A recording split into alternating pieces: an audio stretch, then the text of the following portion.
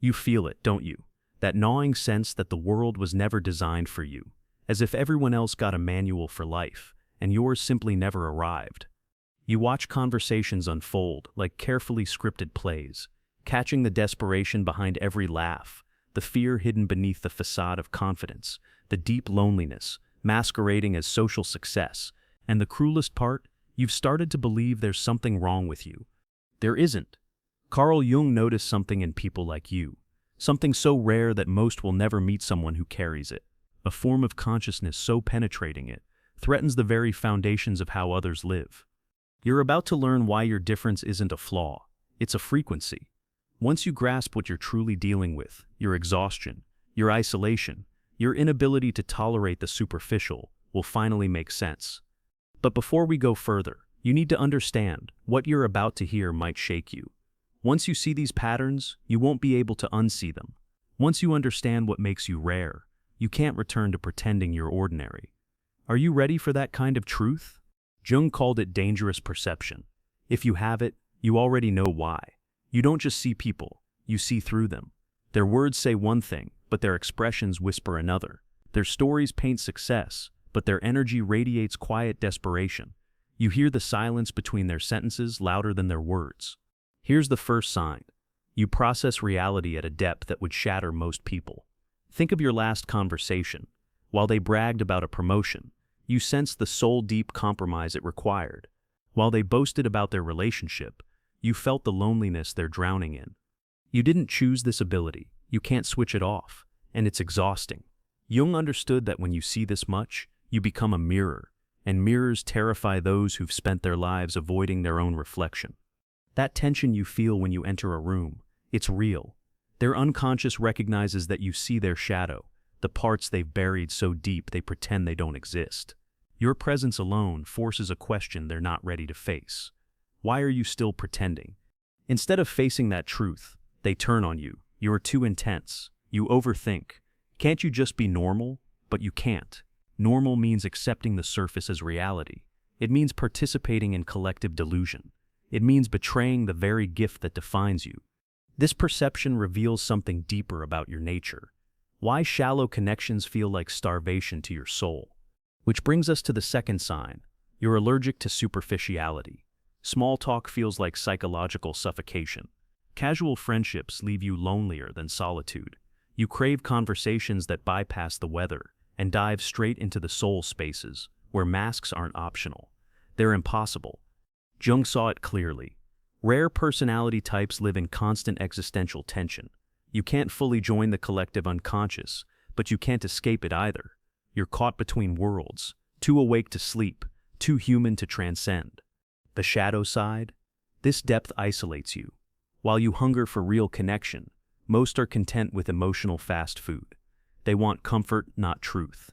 Validation, not growth. Safety, not awakening.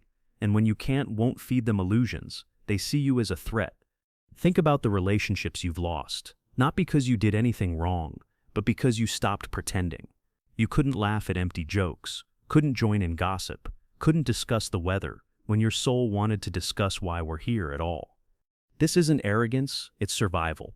For someone with your kind of consciousness, shallow interaction doesn't just bore you, it drains your life force. And you've probably noticed something else, something harder to explain.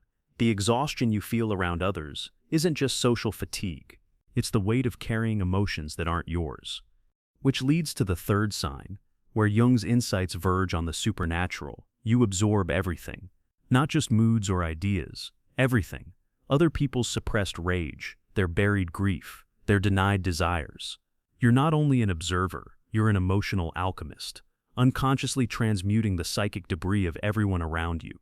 Jung called this participation mystique, where boundaries dissolve and you merge with the collective unconscious.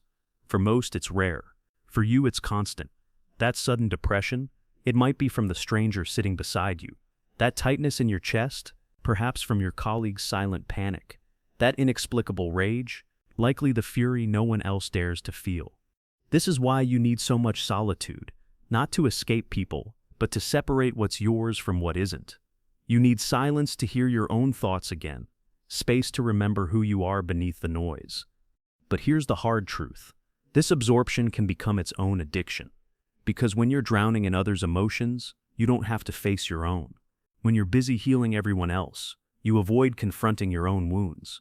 And one day, you wake up realizing you know everyone else's soul intimately, yet your own feels like a stranger. And that's when the real battle begins, not with the outside world, but with yourself. Having this rare personality type means carrying a split inside you that pulls you apart every single day. If you see yourself in these signs, subscribe now, because what we're exploring here is only the beginning. We're going to need each other for the road ahead. The fourth sign cuts the deepest. You're fighting an invisible war between who you truly are and who the world expects you to be. Jung understood that people like you live with a fundamental fracture. Your true self is too intense for everyday consumption, so you split into versions of yourself. The professional you, the social you, the family you, each one carefully calculated, each one draining, and none of them real. Every mask you wear is a quiet betrayal. Every time you dial down your intensity, you abandon your nature. Every moment you pretend to be normal, you reinforce the lie that the real you is unacceptable. This split leaves marks no doctor can explain. Chronic fatigue that no amount of rest can cure, your soul worn out from constant performance, anxiety from nowhere, your authentic self demanding to be freed, depression that settles like a fog, the grief of living as a stranger to yourself. You're not mentally ill, you're spiritually suffocating. Jung knew the truth. The very qualities you're hiding, your intensity, your depth, your rare perception, are exactly what the world is starving for. Every leap in human understanding came from someone who couldn't see the world the normal way. Every revolution began in the mind of someone too sensitive to accept the status quo. That's you. That's your role. But you can't fulfill it in fragments. Maintaining false selves is unsustainable. Your body knows it. Your soul knows it. And deep down you know it too.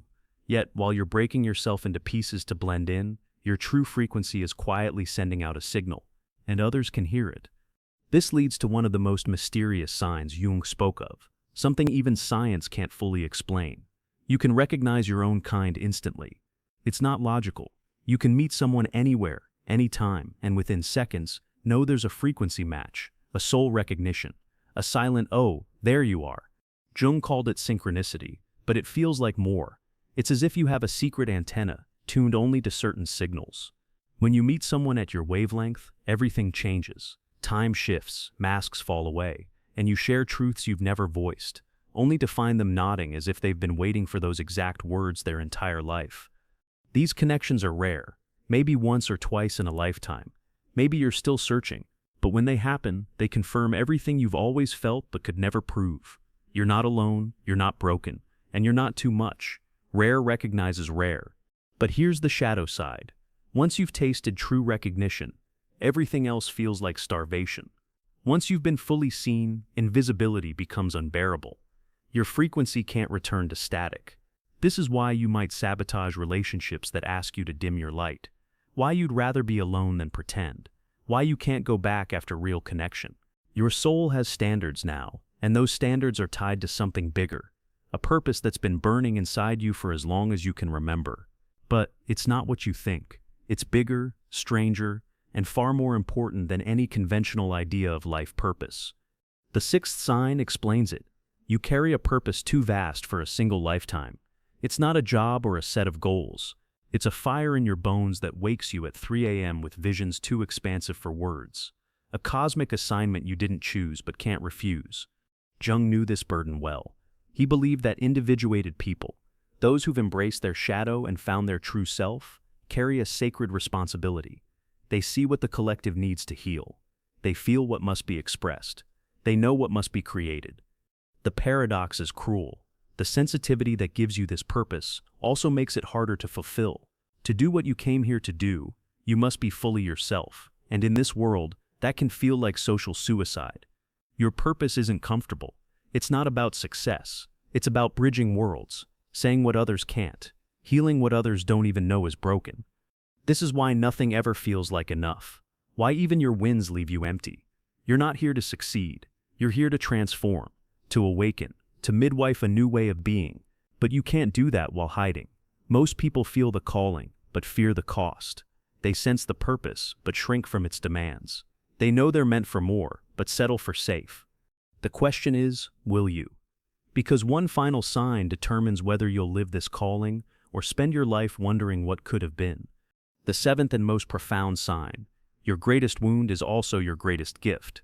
Jung saw that rare personality types often carry a sacred wound, a deep psychic injury that becomes the source of their power. Maybe you were the child who felt too much, who saw through family illusions, who couldn't pretend everything was fine when it wasn't. That hypersensitivity that made you a target is the same gift that lets you perceive what others can't.